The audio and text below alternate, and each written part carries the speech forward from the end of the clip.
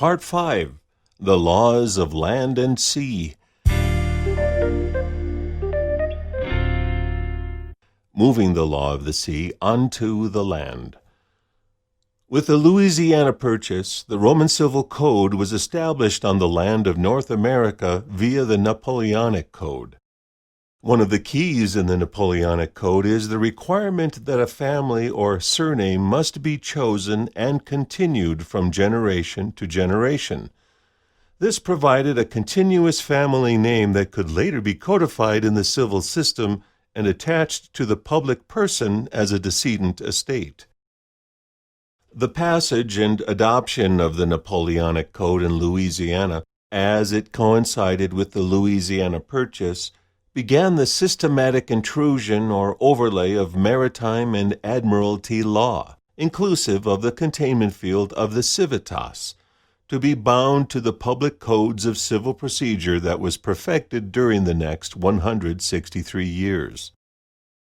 The final stroke of that brush on the canvas overlaying the land was something called the Revised Federal Lien Registration Act in 1966, which was passed after silver was removed from public circulation on January 1, 1965.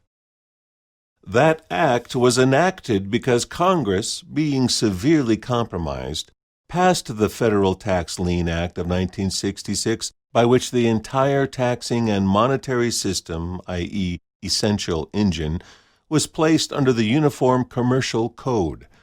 The act essentially placed all elements of taxation and monetary issue under the purview of the UCC. Also see the description of Federal Lien Registration Acts by the Uniform Law Commission. Keep in mind that within the context of the essay, A Special Report on the National Emergency of the United States of America, linked above, the author is missing some key and essential elements that were not understood when it was written 12 years ago, which shall be made clear in this discussion. Thus, Roman Civil Code, the Lex Mercatoria, maritime and admiralty jurisdiction, including the key maritime function of insurance, commercial monetization that establishes a debtor-creditor relationship, and the Uniform Commercial Code became the binding law that adhered to those who were subject to public policy under bankruptcy administrative requirements. All of these are controlled by the law of the sea and the management of the civil body. Ultimately, these are all wrapped under the top-dominant, Vatican-controlled UNIDROIT that created a uniform global commercial code and mercantile system of debt-based monetization controlled by statutory civil procedures and uniform acts for the creation of commercial paper, circulating currency, and negotiable instruments, securitized documentary currency. The history of the process of bringing the law of the sea onto the land began in the mid-1800s with key acts and Supreme Court decisions. The first of these is the Limited Liability Act of 1851. It created a limitation of liability for shareholders of maritime vessels or companies to the extent of their investment. This made sense at the time for investors in such operations to be protected with limited liability only to the extent of their investment, so that they did not have general liability. The key for our discussion is to understand that in the next 100 years, this was transposed such that U.S. corporate officers who were effectively acting upon and operating the public commercial vessels of the franchises discussed herein could be protected by their public errors and omissions bonds, as well as U.S. and state public officers would be similarly protected by public bonds of office when administering such public vessels in commerce. This gave them effective limited liability and the ability to hide behind bonds without any personal responsibility as long as they fulfilled public policy. Notice that the full title of the Act refers to ship owners, and of course, the owners of the commercial vessels as franchises of the United States is the United States itself. At the same time, the seminal Supreme Court decision in the Propeller Genesee Chief versus Fitzhugh case was a pivotal case that began the movement of the law of the sea onto the land. In that case, the Genesee Chief caused damage to another vessel on Lake Ontario en route to another state. Ultimately, the SCOTUS found that it could bring the law of the sea onto the navigable waters of the several states under the power of Congress to regulate interstate commerce and on other factors. In the decision for the case, the following quote is most important for us to see and understand in this context. This power to confer jurisdiction to federal courts on constitutional grounds is as extensive upon land as upon water. The Constitution makes no distinction in that respect, and if the admiralty jurisdiction in matters of contract and tort, which the courts of the United States may lawfully exercise on the high seas, can be extended to the lakes under the power to regulate commerce, it can, with the same propriety and upon the same construction, be extended to contracts and torts on land when the commerce is between different states. And it may embrace also the vehicles and persons engaged in carrying it on. It would be in the power of Congress to confer admiralty jurisdiction upon its courts over the cars engaged in transporting passengers or merchandise from one state to another, and over the persons engaged in conducting them, and deny to the parties the trial by jury.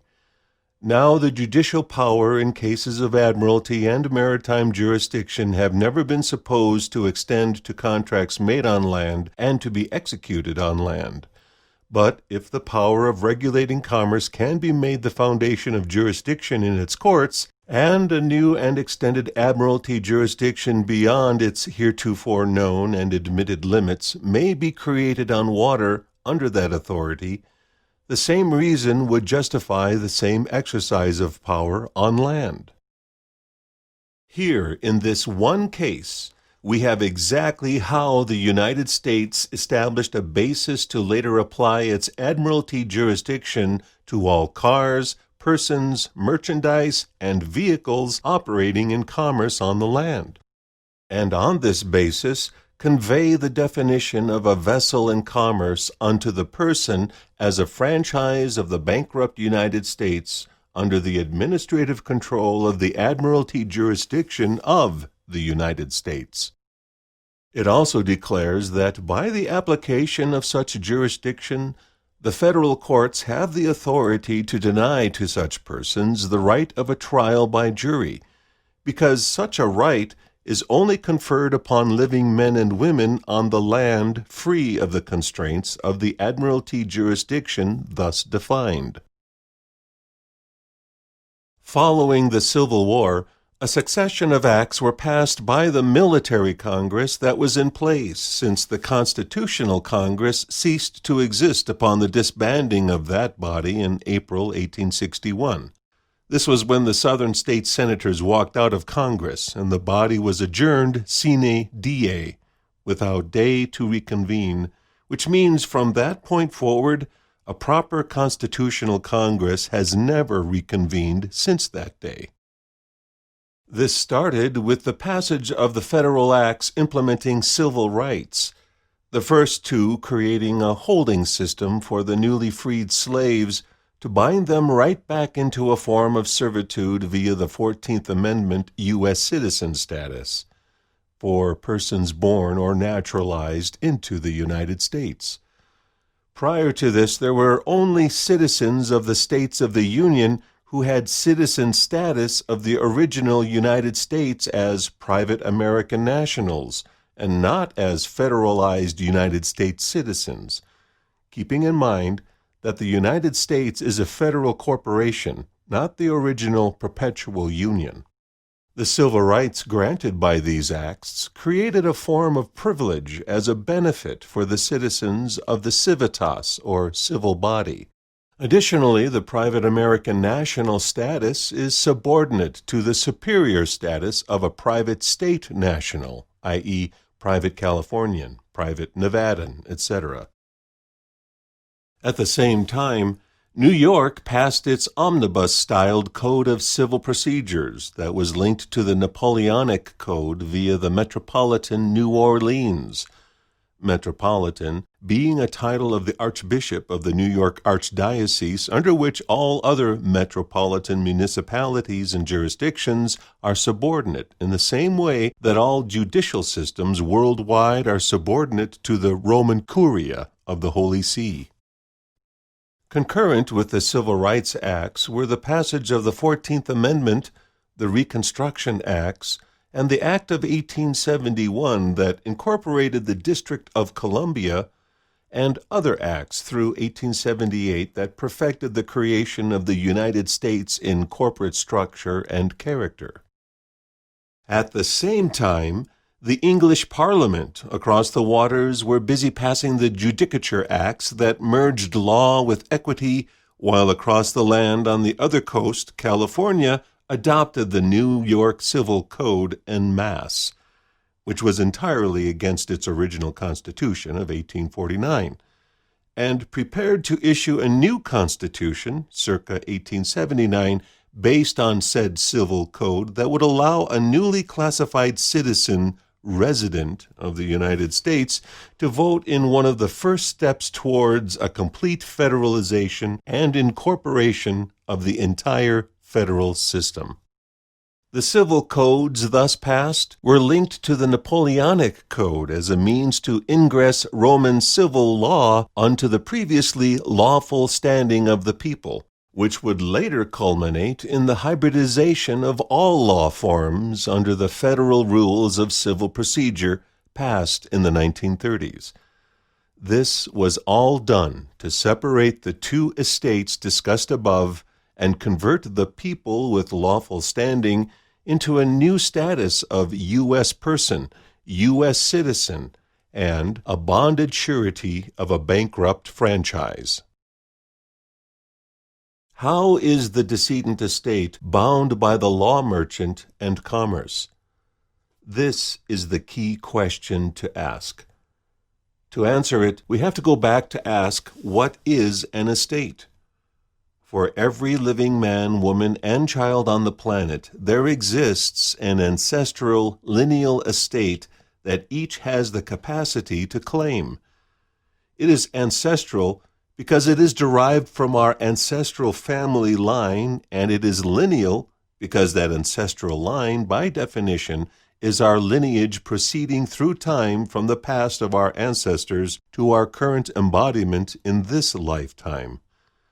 The only thing that we truly carry from one generation to another is our genetic heritage, which holds the resonant memory of our ancestry as it has existed through linear time in this dimensional reality.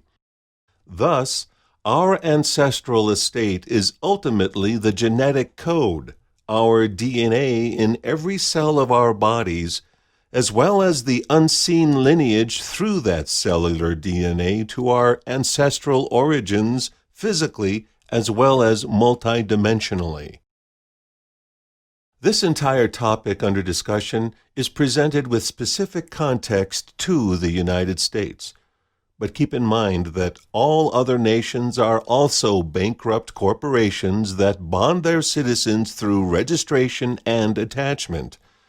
And all these nations are registered with the SEC in the United States as shown above, and therefore it ultimately applies to almost every human being on the planet.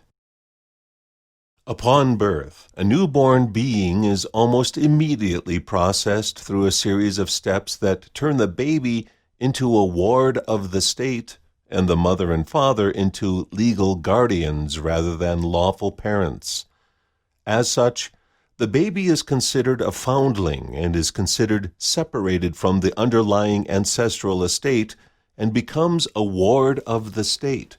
And a ward is overseen by a warden, which is the superior officer of a prison. The mother registers the baby in the role of informant, the one who places into form, while leaving the father's identity out of the registration process. This effectively cuts off the patrilineal relationship between father and child, severing the way ancestral estates pass from one generation to the next. The child is now registered with the state and is considered a foundling and a ward of the state, with all state actors and officers then effectively becoming wardens. In lieu of the natural father, the state becomes the parens patriae, which by definition vests parental authority into the hands of the state and ultimately vests the role of the father in the Pope, holding presumed authority over all flesh and all souls of the world. This creates a bifurcation in status whereby the state becomes the executor of the underlying estate, and the bureaucracy of the matrix system becomes the extensions to manage and administer the estate, while at the same time the public franchise is established in parallel as the decedent estate to manage the debtor facility for purposes of public policy and the creation of public funds. The record of live birth is converted to a statistical entry into the system of vital records and human resources, and the franchise of the United States is created in order to facilitate the creation of public funds, with the franchise being acted upon as the debtor facility, the entity in which debt is created and by which debt service must be performed. Each documentary instrument in electronic or paper form, from the registration form to create the vital record onward, becomes an expressed trust that creates public funds in the form of monetized debt to circulate as currency on the public side of the ledger. The underwriting guarantor of that commercial paper is the ancestral estate that progressively creates, builds, and accrues value through the course of a lifetime, at the end of which all such public debts, claims, and liabilities are finally settled. This arrangement exactly reflects that of the Securitized v. Act of 1666, whereby estates can be passed into the hands of executors when a Securitized v. living beneficiary is presumed lost at sea and pronounced dead. Upon the death of the surety, the ancestral estate is never claimed and dies intestate without an expressed will. It is then considered abandoned and returns to the state through the legal mechanism of escheat laws.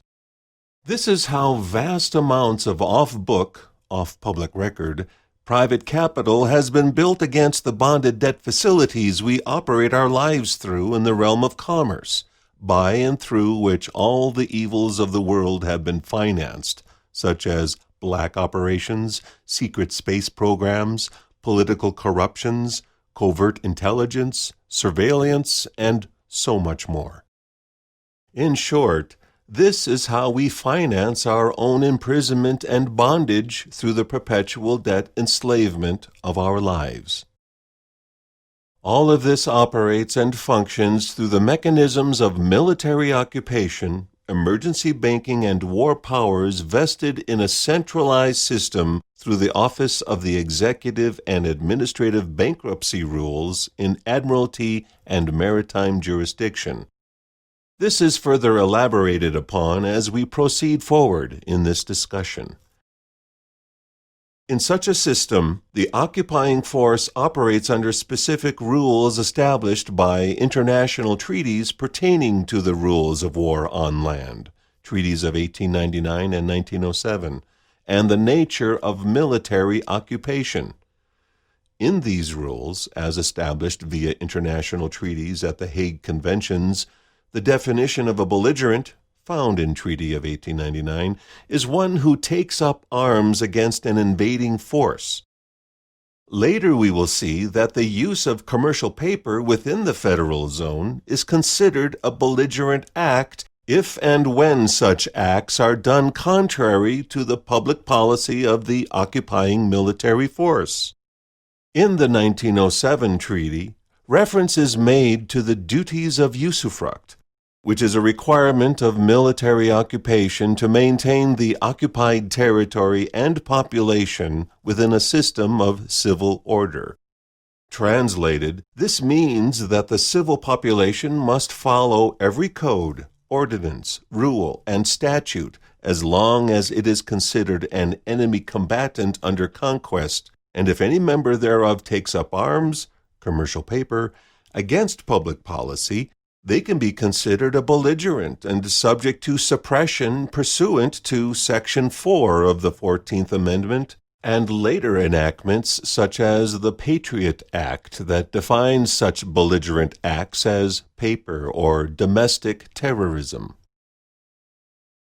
Military occupation and the duties of Yusufrak. When a military occupier takes control of a civilian population and territory, something known as the Duties of Yusufrak are activated. Usufruct is defined as the right to the use of the fruit of another's labor or production. This mandatory obligation was established in Article 55 of the 1907 treaty, found in United States statutes at large, which provides that the occupying state shall only be regarded as administrator and usufructuary of the public buildings, real property, forests, and agricultural works belonging to the hostile state and situated in the occupied country. It must protect the capital of these properties and administer it according to the rules of Yusufrak. But this only applies if and when a member of the civilian population is not acting in a belligerent manner, and the nature and status of a belligerent is established in the 1899 treaty in the second article, where it states that the population of a territory which has not been occupied, who, on the enemy's approach, spontaneously take up arms to resist the invading troops, without having time to organize themselves in accordance with Article 1, shall be regarded as a belligerent, if they respect the laws and customs of war. If they do not respect the laws and customs of war as defined in the 1899 treaty, then they are considered rebels, insurgents, and enemy combatants, and are subject to suppression under the 4th section of the 14th Amendment, via military tribunals set up for such purposes, which is how all courts within the United States operate at this time.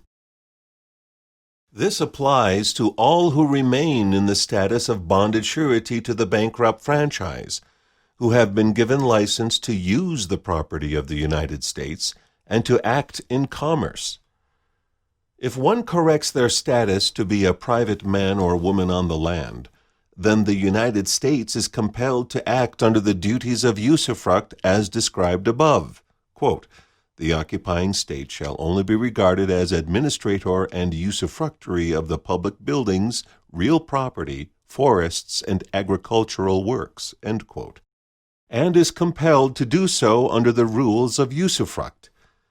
This includes the duty to pay for all fees, taxes, repairs, maintenance, and other requirements for the preservation of the capital assets, which is consistent with the appointment of public officers as trustees.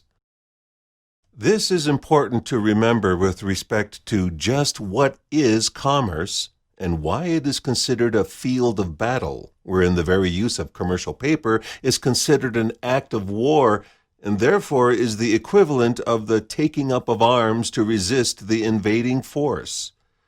Thus, it is the removal of our participation in such a field of battle that renders the presumption of enemy combatant and belligerent status null and void, and holds the key to our liberation from this endless state of useless and destructive warring in this world.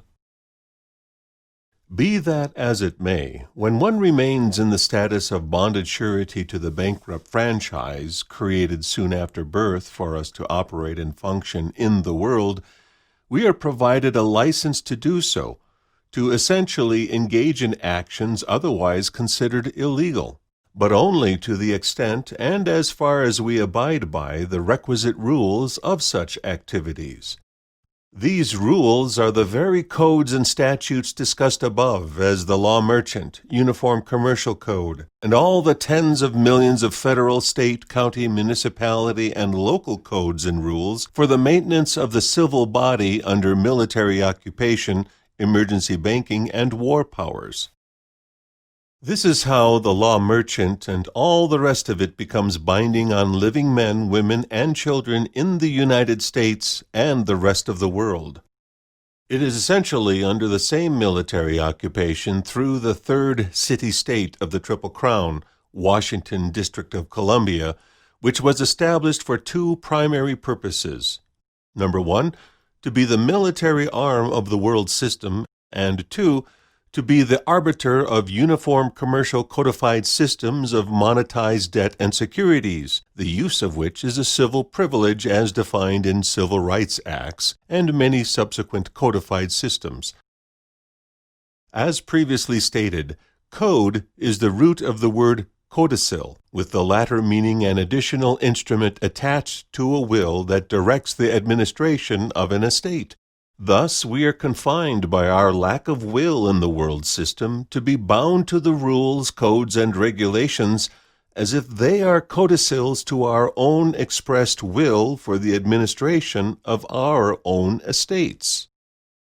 All codes are really codicils that the state, as executor or administrator of both estates, chooses to apply to the functional decedent estate in the public, because the estate is administered without a will, so in its role as parens patriae, it can do what is required to administer the estate. Our collective abandoned ancestral estates lie underneath the public system and are there to provide underwriting for the creation of the monetized debt paper we use as public currency. The codicils as codes effectively wrap the commercial franchise through which we are privileged to be able to eat and drink and have the appearance of a free life, but not the true liberty of a free being. In the abandonment of our true sovereign free will, we have abandoned our true estates and have allowed our life force to be subjugated to an overarching global corporate e-state. This is no better illustrated and no more readily seen as in the current technological language wherein everything is electronic and prefaced with the E for electronic, e-commerce, email, e-state, and further showing the subjugation of the true self as only the little ego, little I as in iPhone, iPad, iOS, and so forth, leading inexorably to the merger of self and electronic medium into the tidal force of singularity and transhumanistic fusion with the artificial intelligence control matrix of ever more present godlike proportions.